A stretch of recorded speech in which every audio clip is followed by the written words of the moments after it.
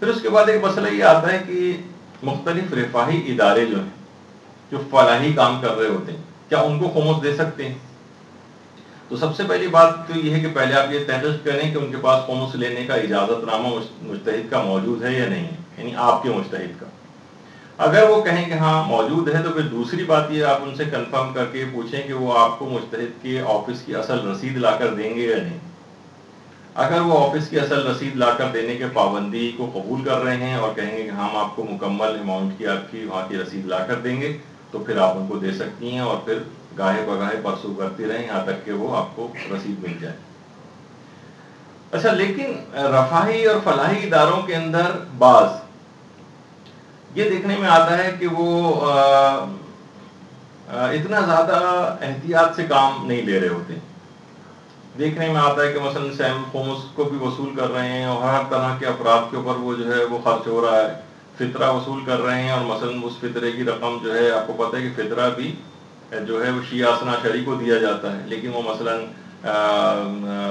سیلاب زدگان کے کہیں کیمپ لگے ہوئے ہیں، آپ کا سارا فطرہ وہاں پہ پہنچا رہے ہوتے ہیں، زلزلہ زدگان جس کے اندر اس قسم کی تو کوئی تخصیص نہیں ہوتی، کیمپ لگا ہوا ہے، ہر طرح کے لوگ ہیں اس میں، ہو سکتا ہے مومنین بھی ہوں، ہو سکتا ہے کہ نہ کوئی شرطوں کی پابندی ہے نہ کچھ ہے۔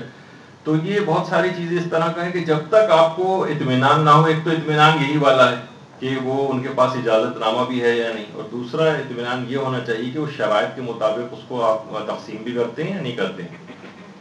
تو عام طور پر آپ کو مکمل اطمینان کے بعد ہی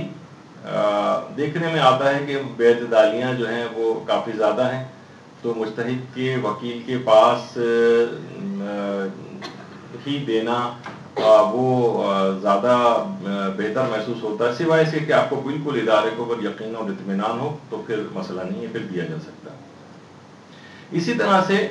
اکثر لوگ سوال کرتے ہیں کہ ہم مسجد میں امام بارگاہ وغیرہ کی جو تعمیر ہوتی ہے اس میں ہم خمس دے سکتے ہیں یا نہیں دے سکتے ہیں۔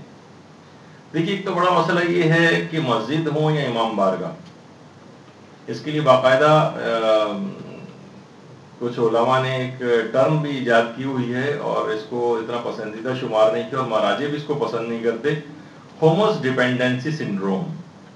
یعنی ادارے، مساجد، امام بارگاہیں یہ بھی صرف اور صرف یعنی لوگ اپنے ذاتی حلال مال کو ان کے اوپر خرچ نہیں کر رہے ہیں، بلکہ جو واجبات ہیں اسی میں سے کوشش یہ ہوتی ہے کہ ہمیں ایکسٹرا پیسہ نہ خرچ کرنا پڑے، یہ تو واجب ہے نکالنا ہی ہے، تو یہ اس سے اداروں کو مسجد کو بنایا جائے، اسی سے ہی جو یعنی امام کا جو پیسہ ہے، کیونکہ خمس نکلا ہوا رقم اصلاً وہ آپ کی رقم نہیں ہوتی، وہ تو امام کی ہوتی ہے، ان کو آپ نے دے دیا تو آپ کہہ رہے ہیں کہ مولا یہ جو ہمیں جو واجبات ہیں انہی سے آپ مسجد، امام بارگاہ وغیرہ کے ادارے کی تعمیر کر لیں، اور ہم اپنا ذاتی پیسہ اس کے علاوہ نہیں دیں گے، تو واجب تھا آپ کو ویسے ہی نکالنا تھا۔ تو علماء اور مراجع مجتہدین اس بات کو پسند نہیں کرتے، وہ کہتے ہیں لوگ ان چیزوں کے لیے مساجد کی تعمیر، امام بارگاہوں کی تعمیر اور مثلا مدارس کی تعمیر اور اس طرح کے جو رفاہ، اس میں مومنین خود سے آئیں، اپنے حلال مال کو خرچ کریں، اپنے وسعت رزق کے اندر جو ان کا اپنا زیادہ فائدہ ہوگا اس میں اس طرح سے پیسے لگائیں، بنسبت اس کے کہ آپ سادات کا اور غریب افراد کا اور جو مجتہد ہے وہ جو تبلیغات کا جو پیسہ ہے وہ آپ یعنی اپنے جو واجبات والی چیزیں وہ آپ دے رہے ہیں خالی، اس کے علاوہ مستحب کی طرف آپ نہیں جا رہے ہیں۔ یعنی خود ایک عالم بیان کرتے ہیں کہ ان کے سامنے آقا سیستانی کے سامنے اس طرح کا کیس آیا تھا، اور وہ کسی علاقے میں مسجد کی تعمیر کے لیے خمس کی اجازت مانگ رہے تھے، تو آقا سیستانی نہیں دے رہے تھے، اور اس کے بعد جب انہوں نے بہت اصرار کیا اور بہت اپنے حالات بتائے اور کوئی دینے والا نہیں ہے اور علاقہ بہت زیادہ غریب ہے، تو بہت ساری شرطیں انہوں نے وہاں رکھی کہ اس مسجد سے مثلا امر بالمعروف و نہی عن المنکر کا کام ہوگا، اور یہ کام ہوگا، وہ کام ہوگا، ان سب شرطوں کی پابندی کرو گے تو پھر میں تمہیں اجازت دیتا ہوں، ورنہ اجازت نہیں۔ ورنہ مومنین سے کہو کہ وہ چندے جمع کریں، آپس میں اپنے حلال مال کو خرچ کریں اور اس سے ان چیزوں کی تعمیر کریں۔ اچھا، اس کے اندر ایک اور بھی چیز ہوتی ہے، آج کل ایک سوال اور بھی ضمن اس میں آ گیا، لوگ کہتے ہیں کہ ہم اپنے جو صدقہ نکالتے ہیں یہ مسجد وغیرہ میں دے سکتے ہیں، مثلا مسجد کے رننگ ایکسپینسز ہیں، بجلی کا بل ہے، فلاں چیز ہے، تو ہم جو صدقہ نکالتے ہیں بجائے کہ ہم کسی غریب کو دیں، تو دیکھیے جو غریب وغیرہ والا جو صدقہ ہوتا ہے نا، جو نکالا جاتا ہے وہ غریب ہی کے پاس جانا چاہیے، اس صدقے کو آپ مسجد کی تعمیر وغیرہ کے اندر خرچ نہیں کر سکتے۔ مسجد کی تعمیر، امام بارگاہ کی تعمیر، یا الگ سے ایک نیت کریں آپ کہ میں تعمیر مسجد کے لیے، تعمیر امام بارگاہ کے لیے دے رہا ہوں، لیکن غریب کے لیے، رفع بلا کے لیے جو آپ صدقہ نکالتی ہیں وہ مسجد یا امام بارگاہ وغیرہ کی تعمیر میں نہ دیں، وہ یعنی فزیکلی کسی غریبی کے پاس جانا چاہیے۔